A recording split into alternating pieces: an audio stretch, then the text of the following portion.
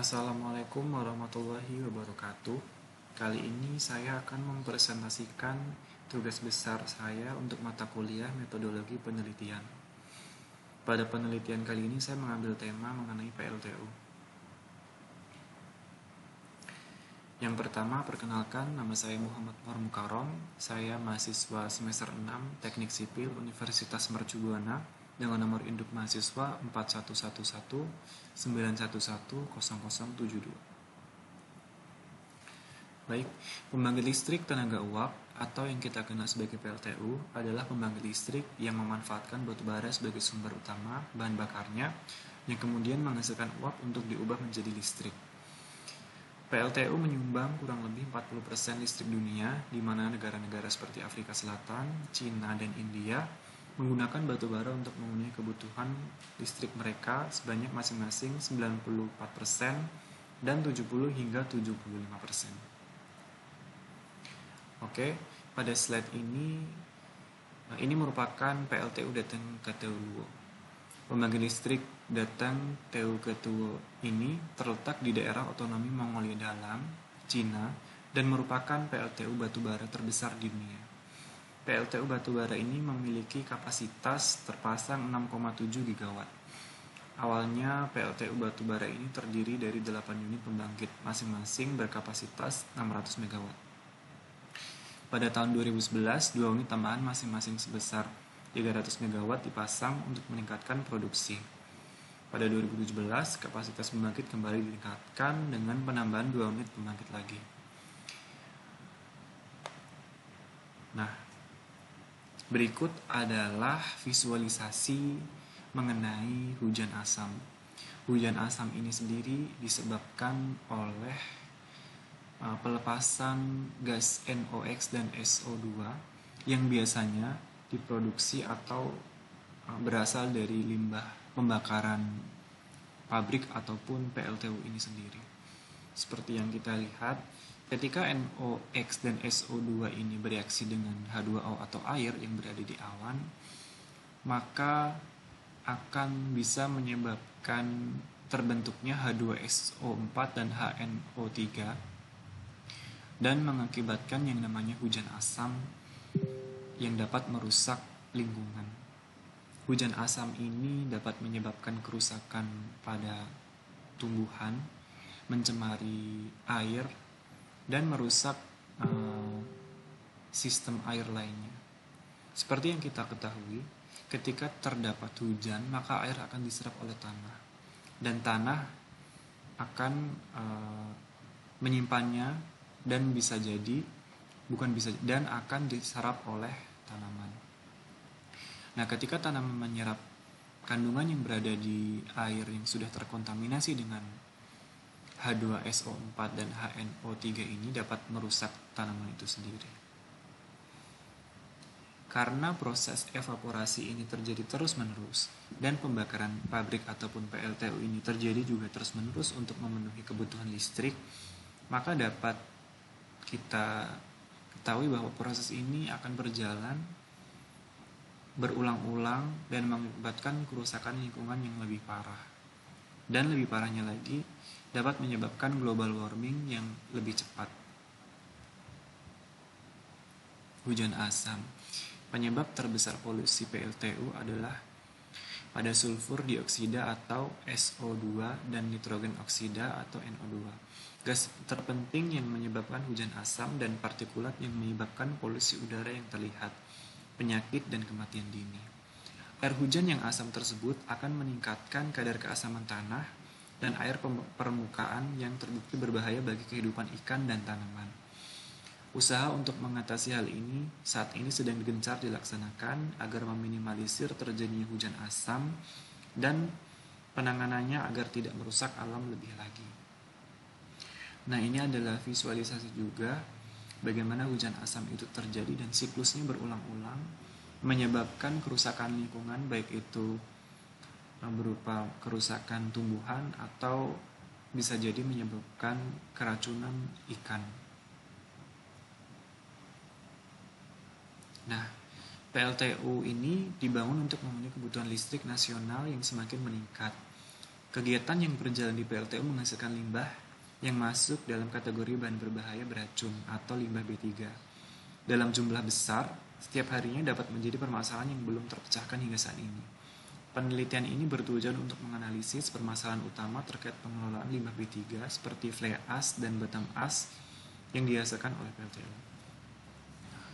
Saat ini Indonesia sedang gencar melaksanakan pembangunan pembangkit listrik baik itu berupa tenaga uap ataupun tenaga minyak. Nah, programnya dinamakan Proyek 35.000 MW Proyek Listrik Murah untuk Rakyat. Memang kita ketahui di Indonesia sendiri masih banyak daerah yang kekurangan listrik dan membutuhkan listrik untuk pemenuhan kebutuhan masyarakat. Namun perlu juga kita pikirkan bagaimana listrik ini diproduksi dan bagaimana dampak lingkungan yang diakibatkan oleh produksi listrik dari pembangkit listrik yang sudah ada. Karena saat ini PLTU menyumbang sangat besar polusi udara baik di Indonesia maupun di dunia. PLTU walaupun menggunakan sedikit modal untuk menghasilkan listrik, yaitu batu bara yang di Indonesia sendiri masih melimpah, namun menyimpan banyak isu lingkungan yang mengancam kelangsungan ekosistem saat ini. PLTU dapat merusak lingkungan dalam jangka panjang dan sulit untuk ditangani juga sudah terlanjur rusak.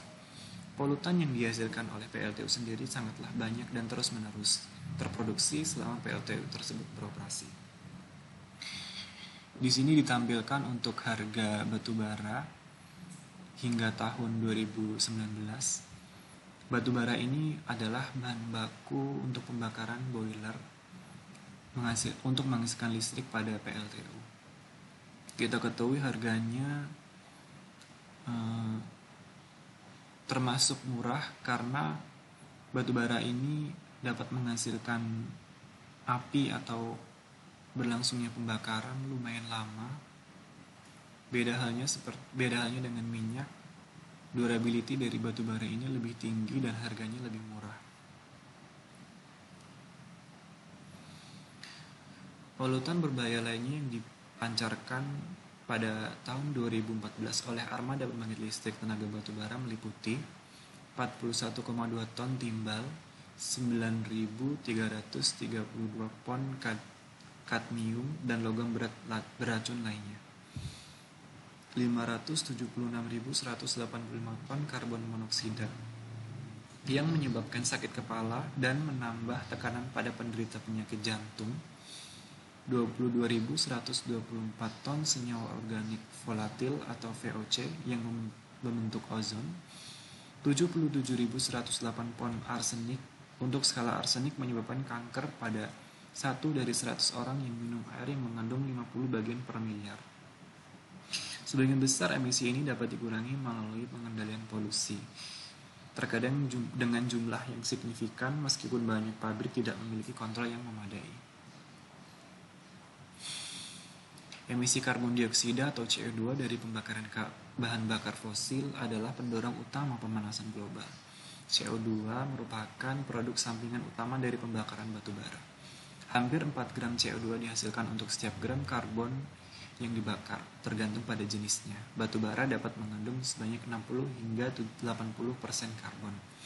Metana atau CH4 sering terjadi di daerah yang sama dengan pembentukan batu bara dan dilepaskan selama kegiatan penambangan.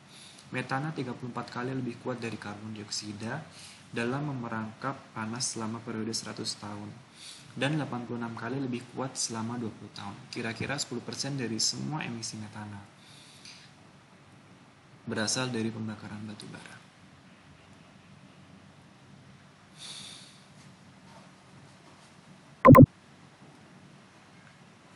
Penanganan limbah PLTU. Sebagai senyawa organik pembakaran batu bara, berbagai limbah padat dihasilkan di dalam boiler dari komponen anorganik yang tidak terbakar dan karbon yang tidak terbakar.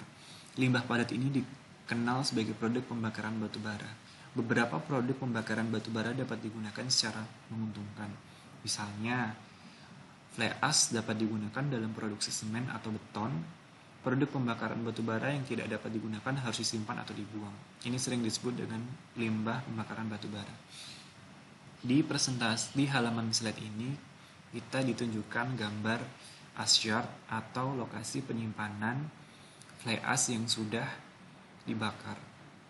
Nah, dari hasil ini bisa kita produksi untuk menjadi bahan pembangunan seperti semen atau beton. Tentunya dengan standar kualitas mutu yang sudah ditentukan. Dan hasil dari penjualan ini bisa kita gunakan untuk pemeliharaan lingkungan atau program-program perbaikan lingkungan lainnya.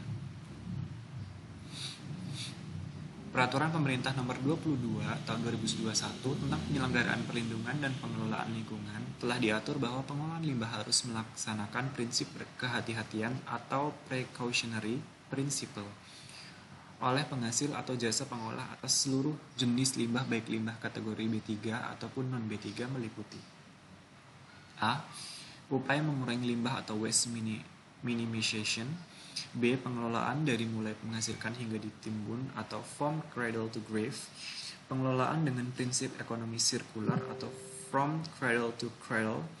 Pengendalian bertanggung jawab atas pencemaran atau polluter pay. E. Kedekatan pengelolaan limbah dengan lokasi pengelolaan atau proximity.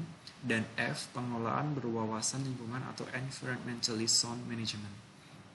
Di samping ini adalah kontrol untuk batubara yang digunakan. Kadar maksimal PLTU batubara dalam skala miligram per Newton meter pangkat 3. Untuk SO2 atau sulfur dioksida adalah 200, NOx atau nitrogen dioksida adalah 200, PM atau partikulat adalah 50, Hg atau merkuri adalah 0,03. Ini adalah batasan maksimal kadar yang ada pada batubara yang digunakan. Setelah kita mengetahui seluruh permasalahan yang ada di PLTU, kita menuju bagian solusi. Solusi dari saya sebagai peneliti pada kasus kali ini, perlu dilakukan pengkajian lebih mendalam pada dampak lingkungan akibat dari proses pembakaran batubara. Yang kedua, pengencaran penanaman pohon untuk meminimalisir dampak polusi PLTU. Yang ketiga, pengaturan emisi pada pembakaran batubara. Pengaturan emisi ini dapat kita monitoring melalui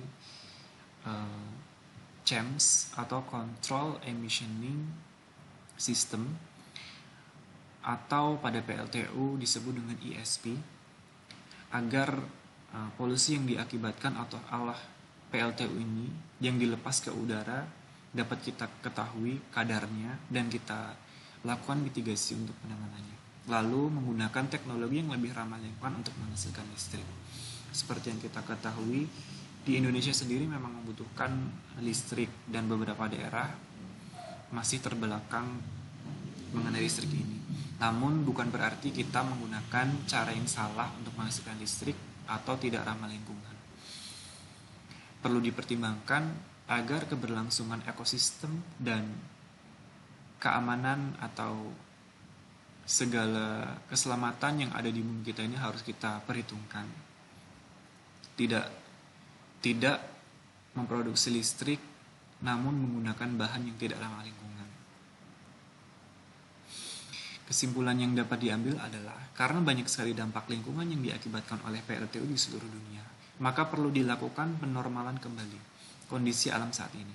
Kedepannya juga harus difikirkan agar tidak ada lagi pembangunan PLTU, agar kerusakan lingkungan tidak semakin bertambah parah. Produksi energi listrik harus menggunakan bahan baku yang ramah lingkungan dan tidak merusak alam. Baik, sekian dari saya. Terima kasih. Wassalamualaikum warahmatullahi wabarakatuh.